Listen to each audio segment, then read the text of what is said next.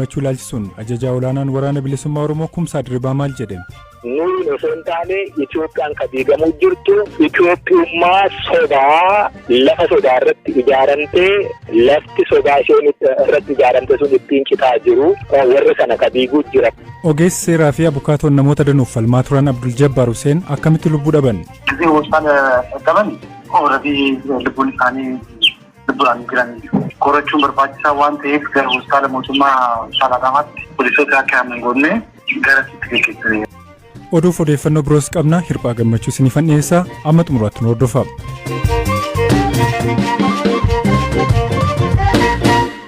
Ogeessi seeraa fi abukaatoo Abdul Jabbaar Huseen roobii kaleessaa magaalaa Adaamaatti lubbuun isaanii darbuu waayillanii fi hiriyoonni isaanii BBC'tti himan. Waggoota dheeraadhaaf hidhamtoota siyaasaaf abukaatommaan falmuun kan beekamu Abdul Jabbaar Huseen garee abukaatota Jawaar Mohaammed, Baqqalaa Garbaa fi hooggantoota siyaasaa kaaniif falman keessaa tokko turan. Baatilee muraasaan dura manneen murtii garaagaraatti nama siyaasaa Obbo Lidatu Ayyaaloof falmuun bilisa akka ba'uuf gumaacha olaanaa taasisan. Duun isaanii dhagahamuu sa'aatii muraasaan dura fuula feesbuukii isaanii irratti odeeffannoowwan qoodamaa turan. Tasa duun isaanii waayillan isaa fi hiriyoota isaatti naasuu guddaa uumeera. Du'a abukaatoo Abdul Jabbaar ilaalchisuudhaan Biraanuu Gammachuu waayila isaa qaama nageenyaa fi madda hospitaalaa irraa iyyaafachuun qindeesseera. Kufeet argamee du'e magaalaa Adaamaa keessatti sababni du'a isaa hagammaa kana jaamee adda baheen beekamu. Ogummaa isaatiif dhaabbate nama seeraaf quuqamu, nama haqaaf quuqamu, nama hojii kanaaf ogummaa kan dabarsee of kenne guddina ogummaa isaatiif ulfina ogummaa isaatiif nama jiraate.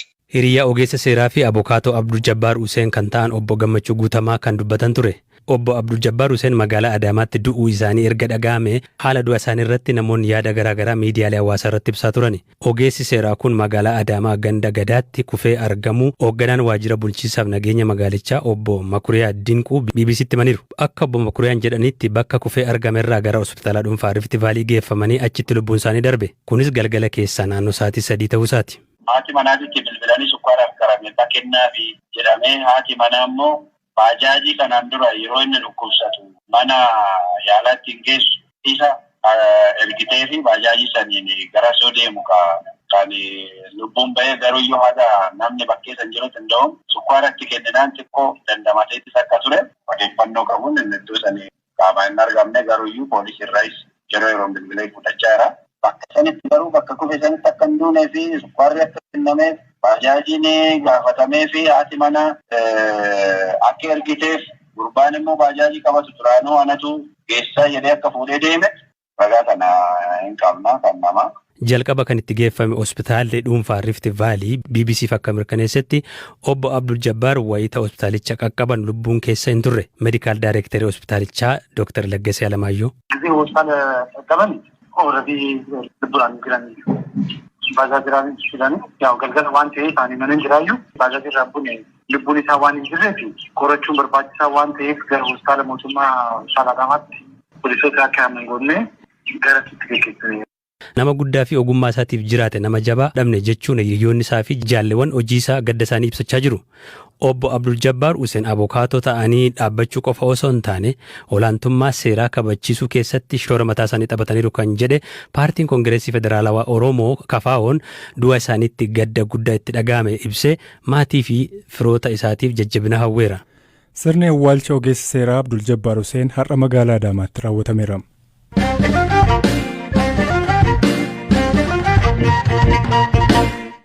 Waajjirri ministeera muummee Itoophiyaa har'a haala yeroo irratti ibsa gaazexeessitootaaf kennee jira. Dhimmoonni ijoon pirees sekeretariin waajjirichaa Billeenee Siyyum kaasan keessaa immoo waltumsuuf waliigaluun waraana bilisummaa Oromoo fi finciltoota TPLF akkasumas labsii tarkaanfii aleellaa mootummaan federaalaa finciltoota TPLF irratti agayya 10 bara 2021 labsii ilaalchisee miidiyaaleen idil addunyaa dhimmicha akka hin malletti gabaasan kan jedhu ijoodha. Waayilli koo Habtaamuu Xibabuu dhimma ibsa kanarratti dhiyaatan hordofee akkanatti natti himeera. Tole Habtaamuu ibsa pirees sekeretaarii waajjira ministeera muummee hordofteeti kanatti jirtu. Mee hariiroo waraana bilisummaa Oromoo fi TPLF waliin qaban irratti maaltu jedhame?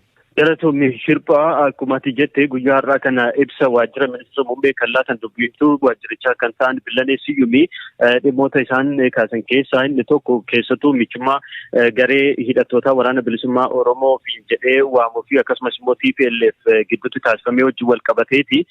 Waliigaltee kanarratti deebii mootummaa maali kan jedhu gaazexeessitootaan gaafatamanii turanii isaanis michummaan shanii fi TPLF waan haaraa miti jechuudhaan kan isaan deebisanii keessattuu waggoota lama oliif TPLF ergama badiisaa raawwachuudhaaf shaneetti fayyadamaa tureera. Kanaafuu kun mootummaadhaaf waan haaraa miti waan ajaa'ibaa miti jechuudhaan kan Billanee Siyyum deebii laatan jechuudha. Gama biraatiin immoo waa'ee michummaa garee lamaanii irratti mootummaan biyyattii kanaan dura waggoota lamaan darbaniif dubbachaa akka ture haa ta'u malee miidiyaaleen idil-addunyaa garuu dhimmicha gabaasaa akka hin turre yookaan immoo gurratti qabaa akka hin turredha kan isaan dubbatan. Kanaafuu akka waliigalaatti dhimmichi mootummaadhaaf waan haaraa akka hin taanedha kan isaan deebisan. Waamicha lammiileen raayyaa ittisa biyyaatti akka makamaniif taasifame wajjin wal qabatee Billanee Siyyum gaazexeessitootaan gaafatamanii turanii kunis immoo raayyaan ittisaa hanqina dandeettii waan qabuu fi lammiileen gara raayyaa ittisaatti akka makaman waamichi kan taasifame kan jedhudha kan isaan gaafatamanii.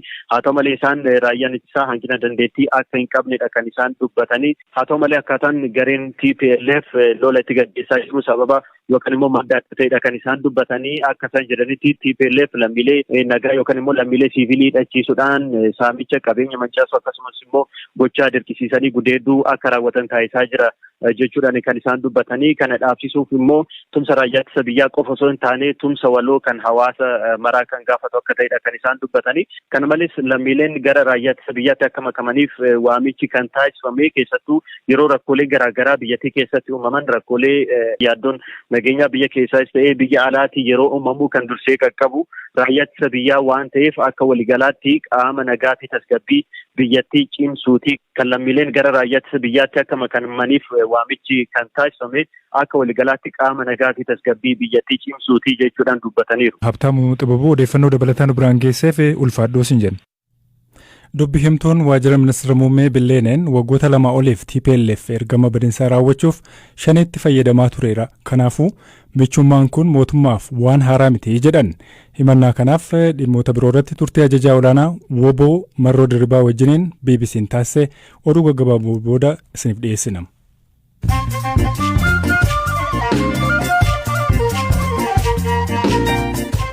Olompikii Tookiyoo irratti meedaaliyaa warqee lamaaf naasa tokko injifachuun kan leellifamte dhalattuun Itoophiyaa Siifan Hasan waraanni Itoophiyaa keessatti gaggeeffamaa jiru biyyattii mancaasaa jira jettee qeeqxe.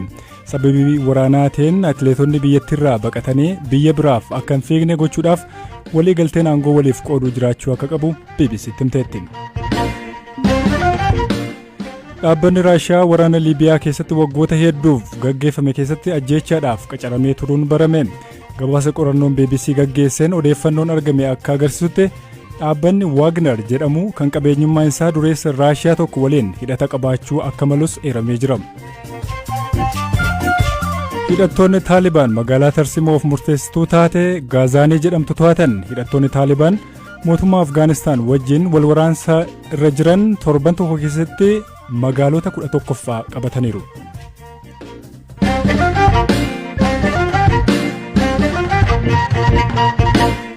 Gara qabiyyee sattaanutti ceena. Waraanni bilisummaa Oromoo fi TPLF dhimma waraanaa irratti waltumsuudhaaf waliigaluu isaanii gaggeessitoonni dhaaba lamaanii himuu isaanii kaleessaa kaasee gabaafamaa jira.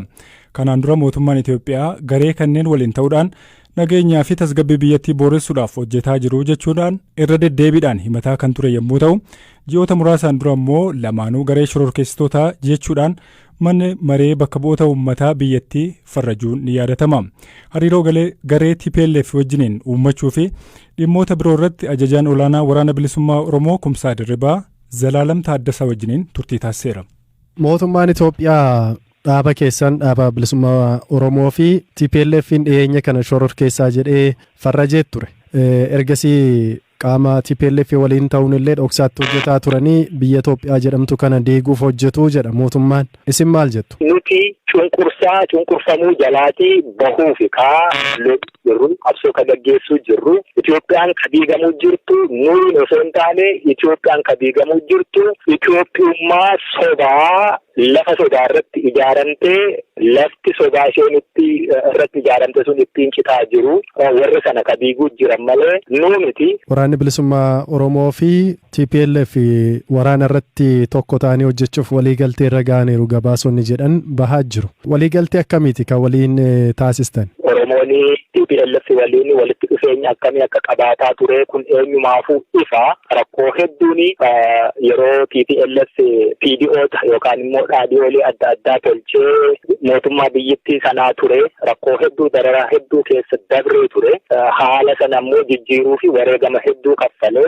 haala sana erga jijjiiree immoo wareegama sanayyuu caalu takkaamayyuu argameen beekne namummaayyuu xiqqeeffamee jiraachuu sadarkaa dadhabuu irra gahamee mootummaa akkasiitu isa mudate haala akkasii kana keessatti Oromoon madaa qabu qaba dhimma sana yeroo fudhannee baay'ee uummata keenyaan mari'annee haala rakkoo furuu danda'u ammoo waan Oromoon barbaadu sharafuu hin dandeenyeeni yeroo fi TPLF waliin diina waloo qabnu isa kana kuffisuu irratti bifa waraanaan wal hubannoo qabaannee waliin hojjechuun ni danda'ama ka jedhu irratti yeroo gabaabduu fi mariitu ture waan ji'a tokko walakkaa hin caalleen asitti wal hubannoon jiraachuun dirqama ta'aa jechuu maaliif humna gurguddaa waraana harkaa qabu mootummaa kana lolaa jirutu jira waan ta'eef akkaataatti yookaan ammoo akkaataamatti guutummaa biyyattii keessatti lola kana irratti wal hubannoon jiraachuu qabu irratti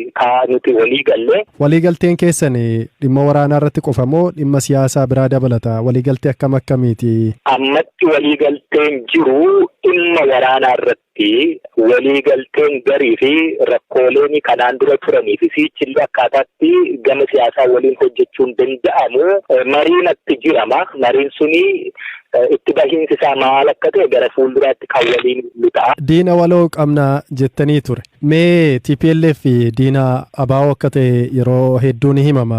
Kanaan dura waraana bilisummaa Oromoo kan fixee kaampiitti galchee bakka tokkotti kan fixaa ture, kan meeshaa hiikkachiise, kan biyyaa baasee dhaabicha kan jiraanne gochaa ture TPLF akka ta'e beekama. Irra deddeebiinis himaa turtani warra gumaa akka taatan. Isaan kana wajjin tokko taatanii hojjechuun isinitti hin ulfaanne moo kana durumayyuu hariiroo qabdu ture? Gootummaa si gaafata, murtii fudhachuu si gaafata. Kanaan dura walitti dhufeenya takkayyuu hin qabnu dubbachaa tuman ture. Siyaasa keessatti taphatu jira. Siyaasni yerootti haaloo hin qabaannetu jira. Siyaasni addunyaa kana irratti biyyi yookaan dhaabni yeroo hundumaa dhaabbataa diina kee ta'ee hafus hin jiru. Akkasumas yeroo hundumaa dhaabbataa fira kee ta'ee hafus hin jiru. Ni jijjiirama. Yeroo ilaaluu fi haala yeroo waliin tarkaanfachuun dirqama. Walitti dhufuu yoo baannee maaltu ta'a?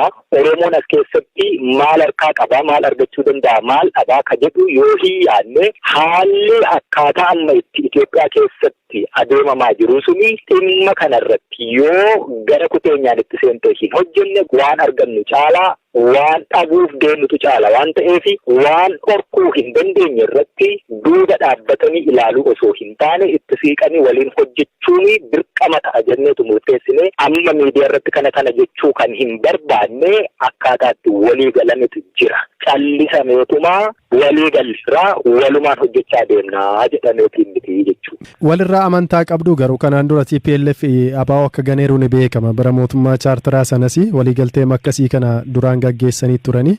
Hammam wal amantu dhaaba kana waliin isin immoo? Uummati Oromoo dammaqiinsi siyaasaa isaa fi dhimma TPLF fi dhimmuma qabsoo waliigalaa haalli addunyaatti jirtu kaleessa gaafa 1991 akkitti beekuu fi har'a akkitti inni beeku garaagarummaa guddaa qaba.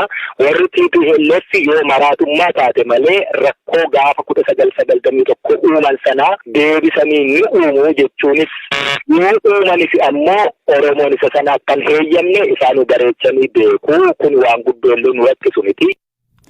Sagantaa